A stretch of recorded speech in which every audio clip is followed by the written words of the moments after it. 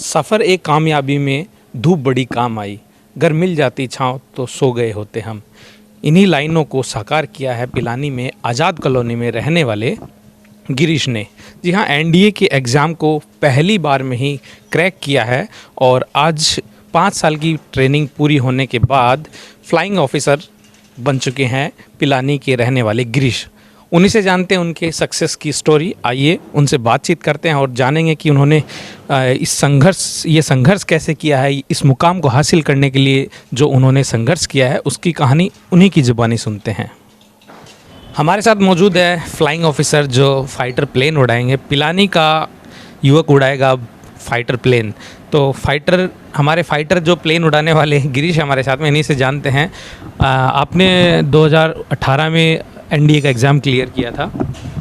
2017 में मैंने रिटर्न दिया था, 18 में एसएसबी एंड उसके बाद 18 में I had joined NDA and उसके बाद मेरी ट्रेनिंग कमेंस हुई।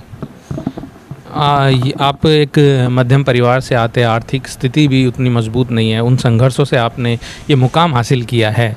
तो ये सक्सेस की जो स्टोरी है आपकी और वो संघर्ष है वो थोड़ा जानना चाहेंगे हम आपसे, किस तरीके से आपने ये मुकाम हासिल किया है।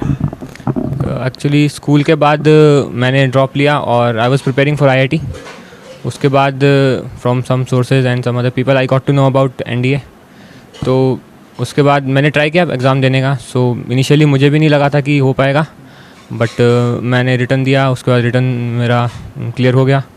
उसके बाद सब ने बोला और फैमिली से भी काफ़ी सपोर्ट था कि I should go for it. तो उसके बाद मैंने आईआईटी की प्रिपरेशन से टाइम निकाल के फिर एसएसबी के लिए डेडिकेटेड प्रिपरेशन करी। सो उसके बाद I went for the SSB and उसके हो गया सिलेक्शन। लाइक उसमें मैंने कुछ अलग से नहीं किया था, बस जो थोड़ा बहुत मैंने कोचिंग से हेल्प ली कि कैसे क्या कंडक्ट करना है एसएसबी में। उसके बाद everything else was natural conduct, जैसे भी करना होता है। सो उसमें कुछ स्पेशल नहीं था, बट उसके बाद एसएसबी क्लियर हो गया। उसके बाद मेडिकल, और ये टोटल 1 साल की प्रोसेस थी। जब मैंने फॉर्म भरा जून 2017 से और जब मैंने एनडीए ज्वाइन किया जून 2018 में, तो टोटल 1 महीने की प्रोसेस थी। इसमें काफ़ी जगह ट्रैवल करना पड़ा और फाइनली मैंने फिर एनडीए ज्वाइन करा। अक्सर लोग ये देखते हैं कि हम बड़ी हाई फाई स्कूल्स में से पढ़ाई करेंगे, हाई फाई कोचिंग ज्वाइन करेंगे तब हमें बड़ा मुकाम हासिल हो जाएगा, लेकिन आपकी जो कहानी है वो इसको पूरा पलट के रख देती है। आपकी स्कूलिंग जहाँ से हुई है थोड़ा उसी के बारे में, आपके क्या परसेंटेज रहे हैं, क्योंकि ये लोग ज़्यादातर देखते हैं कि हम बहुत ज़्यादा टारगेट अचीव करते हैं तभी हम देखते हैं कि सक्सेस मिलेगी, ऐसा लोग सोचते हैं। तो उस चीज़ को आपने बदला है, तोड़ा है, तो आपसे ही जानना चाहेंगे वो सब चीज़ें बताइए हमारे दर्शकों को कि किस प्रकार से आपने 10th में क्या आपका स्कोर रहा है, 12th में आपका क्या स्कोर रहा है, उसके बाद कैसे तैयारी की है। 10th में मेरा स्कोर था 92% एंड 12th में 89%। सो स्कोर्स मेरे ज़्यादा अच्छे नहीं रहे हैं, मीडियोकर ही रहे हैं। बट अच्छी स्कूलों में और थोड़ी कम अच्छी स्कूलों में फ़र्क होता है एक्सपोजर का, कि आपको कितना बाहर ट्रैवल करने, नए लोगों से मिलने और स्टेज पे अपने आप को रिप्रेजेंट करने का चांस मिलता है।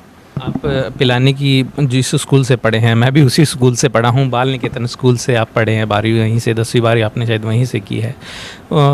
तो उस स्कूल का भी आपने नाम रोशन किया है। तो जो हमें स्कूल जो सिखाता है उस चीज़ को मैं ये जानना चाह रहा हूँ कि बड़ी स्कूलों में और हमारी मध्यम स्कूल है, हम देखते हैं टैलेंट जो है वो मध्यम स्कूलों से ज़्यादा निकलता है। हाँ, और उसके फ़र्क आपके खुद के पार्टिसिपेशन का भी होता है। तो मैं यहाँ मेंशन करना चाहूँगा हमारी स्कूल के प्रिंसिपल मिसेस शोभा वर्मा का।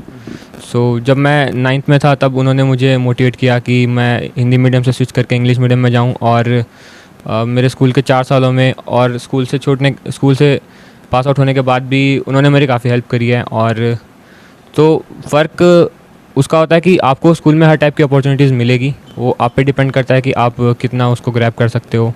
तो ऊपर से फिर मैं नहीं कहूँगा कि गर्ल्स स्कूल अच्छी स्कूल नहीं है, बिकॉज़ मुझे गर्ल्स स्कूल से लगभग हर चीज़ करने का चांस मिला।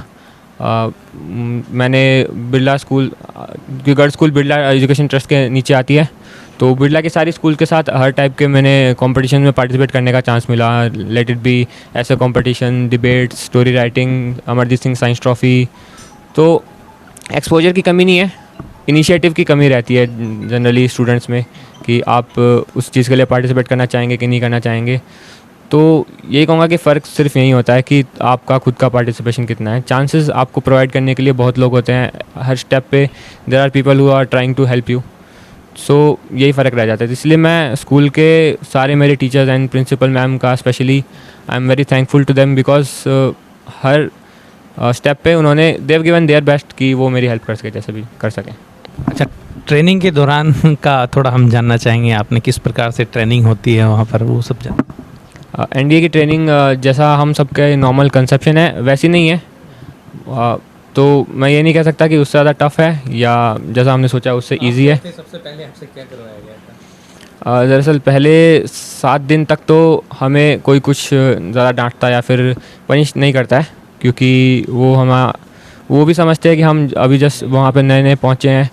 तो पहले 1 महीने वहाँ के तौर तरीके सीखने में चला जाता है, किस तरह से पहनना है, किस तरह से बातें करनी है किसी से, कैसे अपने कमरे को मेंटेन रखना है और ये सारी चीज़ें। उसके बाद धीरे धीरे हमारे वो थोड़े कम लीनियंट होते जाते हैं और हमारी खिंचाई शुरू हो जाती है बेसिकली। तो हमारी छोटी छोटी गलतियाँ फिर माफ़ नहीं, नज़रअंदाज नहीं करी जाती और उसके लिए हमें पनिशमेंट दी जाती है। तो ऐसा क्योंकि उनके हमारे से एक्सपेक्टेशन थोड़ी ज़्यादा है। तो ऐसा कभी नहीं होता कि हम कुछ करते हैं उनके लिए वो हम कभी it's never good enough for them, so they just keep pushing us. तो कुल मिला के इतना बुरा एक्सपीरियंस नहीं है, because there are always people to guide you. यहाँ पे जहाँ पे नॉर्मल सिविल लोग हम बाहर जो कर रहे हैं वो अंदर उससे ज़्यादा टफ है, बट वहाँ पे गाइडेंस भी बहुत ज़्यादा है। अच्छा, ट्रेनिंग के दौरान फाइटर प्लेन आपको उड़ाने का मौका मिला होगा? वो मुझे मिला एनडीए से जाने के बाद एएफए में। सो एनडीए में हम सिर्फ बेसिक मिलिट्री ट्रेनिंग करते हैं और 6 सेमेस्टर में थोड़ी देर के लिए अराउंड 10 सॉर्टीज़ हमें मिलती है एक बाईप्लेन पे। सो उसके बाद एएफए की जो 1 साल की ट्रेनिंग होती है वो पूरी फ्लाइंग ओरिएंटेड होती है। तो कैसा लगा जब पहली बार आप शायद फाइटर प्लेन या प्लेन में बैठे हैं, तो वो एक्सपीरियंस आपका कैसा रहा? कैसा लगा आपको, कैसा फील हुआ जब पहली बार आप बैठे? दरअसल पहली बार मैं प्लेन में बैठा था एनडीए में, और वो छोटा सा मोटराइज ग्लाइडर प्लेन है जिसमें 2 ही पायलट बैठ सकते हैं सामने। सो वो मेरा लाइफ का पहला फ्लाइंग एक्सपीरियंस था। उसके पहले सिविल एयरलाइंस में मैंने कभी ट्रैवल नहीं करा था।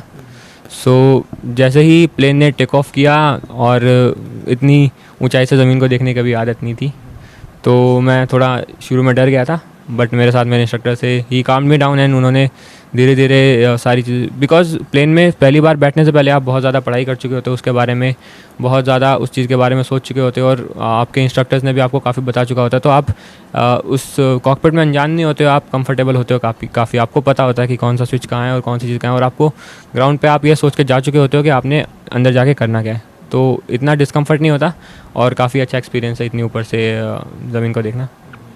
तो आप बिना को पायलट के प्लेन उड़ा चुके हैं क्या? हाँ, एनडीए से निकलने के बाद एएफए जाने के बाद कुछ दिन हमें डुअल सॉर्टीज़ करनी होती है। उसके बाद हमारा एक टेस्ट होता है, उसके बाद हमें सोलो जाने को अलाउ कर दिया जाता है। तो माता पिता को घुमाए वहाँ पे? वो तो ऑब्वियसली डिफेंस के क्राफ्ट में तो मैं उन्हें कैसे लेके जा सकता हूँ, बट रिसेंटली हम जब वहाँ से वापस आए थे सीजीपी से, तो हम सब सिविल एयरलाइन से आए थे, तो उन्हें भी काफ़ी अच्छा लगा देख के। मदर फादर के लिए क्या कहेंगे? इस संघर्ष में उनका कितना योगदान रहा? कितना तो अनुचित होगा, सारा योगदान ही उन्हीं का है। तो जैसे भी उन्होंने बचपन से ही हम पे कोई पाबंदियाँ नहीं लगाई, और जो भी हमने मांगा उन्होंने अपनी जितनी भी क्षमता थी उसमें देने की पूरी कोशिश की है, उससे ज़्यादा ही दिया है। तो उन्हीं का ही पूरा योगदान है। दर्शकों को मैं बता दूं कि गिरीश जो है मेरा पड़ोसी है और हमारी कॉलोनी का ही है, और पिलानी का तो नाम रोशन किया ही है, झुंझुनू ज़िले का नाम रोशन किया है। हमारी कॉलोनी को भी सितारे लगा दिए हैं हमारे गिरीश ने। उनके पिताजी हमारे साथ में हैं और मेरे अंकल जी लगते हैं वो हमारे साथ में। कैसा लग रहा है अंकल, आपको एक बड़ा मुकाम हासिल किया है गिरीश ने? बहुत अच्छा लग रहा है, और काफ़ी अनुभव हुआ वहाँ पे। जो पासिंग आउट परेड में हम गए थे, बहुत अच्छा लगा। तो बेटे की सफलता के जो आयाम हैं उस पे आप किस तरीके से देखते हो बेटे के संघर्ष को? आपने वो दिन भी देखे हैं जब मैं कहूँगा कि आर्थिक स्थिति थोड़ी कमज़ोर थी, उस स्थिति से भी आप निकल करके अपने बच्चे को पूरी जो इनको ज़रूरत थी वो सब किया है उसके लिए, और ये अचीवमेंट इन्होंने आज हासिल किया है, उसके लिए क्या कहेंगे? पूरे परिवार का सहयोग था हमारे, पूरे परिवार का। और बच्चों ने भी पढ़ाई अच्छी की और अपना सही रास्ते से चले और बढ़िया रहा सब। तो ये हमारे साथ में गिरीश के पिताजी थे। बेटा प्लेन उड़ा रहा है, तो आपका बेटा प्लेन उड़ाएगा अभी, कैसा लग रहा है आपको? बहुत अच्छा लग रहा है जी। पूरी कॉलोनी में नाम कर दिया है आपका, पूरे ज़िले में नाम कर दिया है आपको। बहुत अच्छा लग रहा है, बहुत अच्छा। पढ़ाई आपके घर में, घर के कामकाज में गिरीश उस टाइम हाथ बढ़ाता था क्या? काम करवाते आप? बिल्कुल करवाता है, घर का काम भी करवाता है और भी काम करता था सारे। खुद ट्यूशन भी करता था, पढ़ाई के साथ साथ बच्चों को पढ़ाता था। हाँ, सेल्फ स्टडी के लिए बच्चों को पढ़ाता था, खुद भी पढ़ता था और घर का काम भी करवाता था। तो ये एक कुछ अलग इन्होंने ऐसा कुछ नहीं किया कि मुझे वो अचीवमेंट करना तो बस उसी में लीन हो जाना है। वो एक टारगेट था, वो टारगेट आपको बनाना पड़ेगा अगर आपको सक्सेस होना है तो। लेकिन उसी के साथ में एक डेली जो लाइफ होती है, उसी लाइफ को इन्होंने जिया है, उसी के साथ में ये मुकाम हासिल किया है। मैं आपको इनकी दादी जी से मिलवाऊँगा और बड़े हंसमुख हैं ये, हमेशा से ही मैं जब भी इनको देखता हूँ तो ये स्माइल करते हुए नज़र आते हैं और आप अभी भी देख सकते हैं वो स्माइल करते हुए। आपका पोते ने बड़ा अधिकारी बन गया। हाँ बढ़िया है, चोखो है। हाँ तो खूब खुश हो आप? हाँ हाँ खूब खुश हाँ, खुश वो मैं दिखाई क्या फोटो वोटो, प्लेन व्लेन उड़ा रहा है? हाँ सारी दिखाई है। खूब खुश हो आप? हाँ खूब। क्या कहेंगे पोते को? के पोते ने आपको कुछ लाके दिया क्या? हाँ गणाई दिया है। ये दादी जी हैं मेरे साथ में और ये हम जो मैं बता रहा था आपको, हमारी कॉलोनी में ही रहते हैं और मिडिल क्लास फैमिली है और संघर्ष भी इन्होंने काफ़ी किया है। उसके बाद उनके बेटे ने इस मुकाम तक पहुंचाया, ये इस मुकाम